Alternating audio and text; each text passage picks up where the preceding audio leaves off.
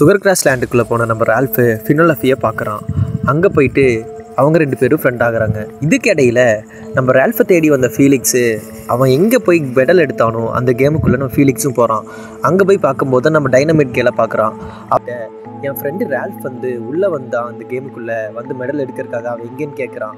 உன் ஃப்ரெண்டு ரால்ஃபு தான் இங்கே ஒரு பெரிய டேமேஜ் பண்ணி விட்டு போயிட்டான். இங்கே இருக்கிற பக்ஸ் எல்லாம் சாதாரணமான பக்ஸ் இல்லை, அதுக்கு அழிவே கிடையாது. அதை அழிக்கணும் அப்படின்னா நம்ம எலக்ட்ரிசிட்டியால் மட்டும்தான் முடியும், இல்லைன்னா பயங்கரமான தீ பவர்னால தான் அழிக்க முடியும். அப்பேற்பட்ட பக்கை தான் உன் ஃப்ரெண்டு ரால்ஃபு இங்கிருந்து ரிலீஸ் பண்ணி வெளியே எடுத்துகிட்டு போயிட்டான். அது மட்டும் வெளியே போய் ஸ்ப்ரெட் ஆக ஆரம்பிச்சோம்னா டோட்டல் நம்ம கேம் சர்வர் எல்லாமே டேமேஜ் ஆயிரும். அப்போ எல்லாருமே நம்ம உள்ளே தான் இருக்கணும், நம்மளை யாருமே யூஸ் பண்ணி விளையாட மாட்டாங்க அப்படின்னு சொல்கிறான். இது தெரிஞ்சுக்கிட்டு அவங்க 2 பேரும் ஃபீலிக்ஸும் டைனமைட் கேலும் அந்த பக்கை தேடி போகிறாங்க சுகர் கிராஸ் லேண்டுக்கு. அங்கே போயிட்டு இருக்கும்போது நம்ம ஃபீலிக்ஸ் நம்ம டைனமைட் கேலோட ஃப்ளாஷ்பேக் கேட்குறான். அதை கேட்டதுமே இவனுக்கு ரொம்ப வருத்தமாயிருது. அப்போது அந்த டைமில் நீ இவ்வளோ உனக்கு கஷ்டம் இருந்தாலுமே நீ எனக்காக இந்த மாதிரி வரதுக்கு ரொம்ப தேங்க்ஸ் அப்படின்னு சொல்கிறான். இப்போ அடுத்த சீன்லேயே நம்ம ரால்ஃப் ஃபினோலஃபிக்கு டிரைவர் ஆகிறதுக்கான ட்ரைனிங்லாம் கொடுத்துட்ருக்கான். அதுக்குள்ளே நம்ம ரால்ஃபு ஃபினோலஃபிக்காக சாக்லேட் ஃபேக்ட்ரிக்குள்ளே போயிட்டு ஒரு சூப்பரான கார் ஒன்று செஞ்சு கொடுக்குறான். அது நம்ம ஃபினோலஃபிக்கு ரொம்ப பிடிச்சிருக்கு. இதை வச்சுக்கிட்டு இவங்க 2 பேரும் ரேஸ் ஓட்டி ஜெயிக்கலாம் அப்படின்னு பிளான் போடுறாங்க. இந்த சமயத்தில் தான் சுகர் கேர்ஸ்குள்ள இருந்த கிங் ரால்ஃபை பார்த்துட்டு, இந்த அவனோட மெடலு, நீ கஷ்டப்பட்டு நான் அந்த மெடலை சர்வர்லேருந்து எடுத்துகிட்டு வந்தேன், நீ ஃபினோலஃபிக்கு ஹெல்ப் பண்ணாத, நீ அவளுக்கு ஹெல்ப் பண்ண அப்படின்னா அவள் கிளிச்சு, அவள் வின் பண்ணி அந்த ரேஸில் ஜெயிச்சிட்டா அப்படின்னா அவளை வச்சு தான் எல்லோரும் விளையாடுறதுக்கு விரும்புவாங்க. அப்போ விளையாடும் போது அவங்கள யூஸ் பண்ணி விளையாடுறவங்களுக்கு கேம் கிளிச் ஆகும். கேம் கிளிச் ஆச்சு அப்படின்னா விளையாடுறவங்களுக்கு அது பிடிக்காது. ஸோ அதை கம்ப்ளைண்ட் பண்ணி மொத்த கேமையே க்ளோஸ் பண்ணிட்டுருவாங்க. இப்போ எங்களால் எல்லாமே கேமை விட்டு சர்வருக்குள்ளே போக முடியும், ஆனால் ஃபினோலஃபினால் வெளியே வர முடியாது, அவள் உள்ளேயே ட்ராப் ஆகி மாட்டிக்குவான்னு சொல்லி அந்த கிங் சொல்கிறான். இதை நம்பின ரால்ஃபு அவன் நேரு ஃபினோலஃபிக்கிட்ட போயிட்டு, நீ இந்த கேம் விளையாட வேண்டாம், நீ விளையாண்டினா பெரிய பிரச்சனை ஆகுன்னு சொல்கிறான்.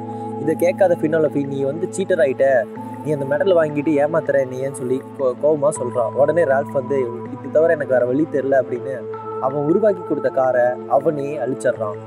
அதை அழிச்சு முடிச்சதுக்கப்புறம் அவனோட கேமுக்கே ரிட்டர்ன் போய் பார்க்குறான். அங்கே போய் பார்த்தா அவனோட கேமை அவுட் ஆஃப் ஆர்டர் போட்டு அவங்க ஓனர் ஓரமாக வச்சிடுறாங்க. இதனால அங்கே இருக்கிற கேம் கேரக்டர்ஸ்க்கெல்லாம் ரொம்ப வருத்தமாயிருது.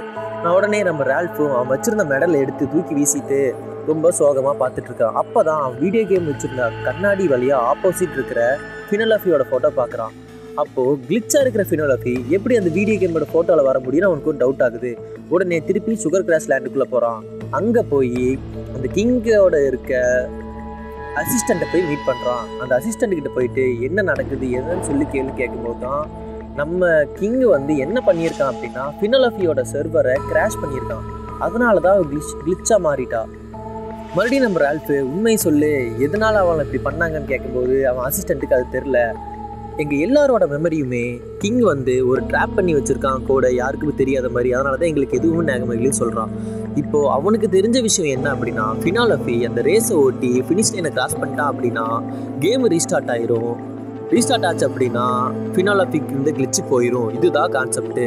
இது எதுக்காக அந்த கிங் அப்படி பண்ணா அப்படிங்கிறது யாருக்குமே தெரில. உடனே நம்ம ரால்ஃபு ஃபீலிக்ஸை தேடி போகிறான். ஃபீலிக்ஸ்கிட்ட போயிட்டு அவன் காரை கொண்டு போய் கொடுத்து இந்த காரை எனக்கு ரெடி பண்ணி கொடுன்னு சொல்கிறான். நம்ம ஃபீலிக்ஸும் ரால்ஃபுக்காக அந்த காரை ரெடி பண்ணி கொடுக்குறான். உடனே அந்த காரை எடுத்துகிட்டு ஃபினோலஃபியை காப்பாற்றிட்டு ஃபினோலஃபியை ரேஸுக்கு போக சொல்கிறாங்க. ரேஸ் நடக்கவே பார்த்திங்கன்னா அங்கே தான் ஒரு ட்விஸ்ட்டு. ஓகே காய்ஸ், அந்த ட்விஸ்ட் என்னன்னு தெரியும்னா நீங்கள் தான் போய் படம் பார்க்கணும். ஏன் அந்த கிங்கு ஃபினோலஃபியை கிளிச்சாக வச்சுருந்தான்? நம்ம ரால்ஃபு திருப்பி நல்லவனாக மாறினானா இல்லை கெட்டவனாகவே இருக்கலாம்னு நினச்சானா? அப்புறம் அந்த டைனமைட் கேலுக்கு என்னாச்சு, டைனமைட் கேல் கேமில் இருந்து தப்பிச்சு அந்த பக்குக்கு என்னாச்சு அப்படிங்கிற கதையை ட்விஸ்ட் எல்லாம் போய் நீங்கள் படத்தை டவுன்லோட் பண்ணி பாருங்கள். இதே மாதிரி வேறு ஒரு கதையோட நான் மீட் பண்ணுறேன். அது வரைக்கும் டாட்டா, பை பாய்.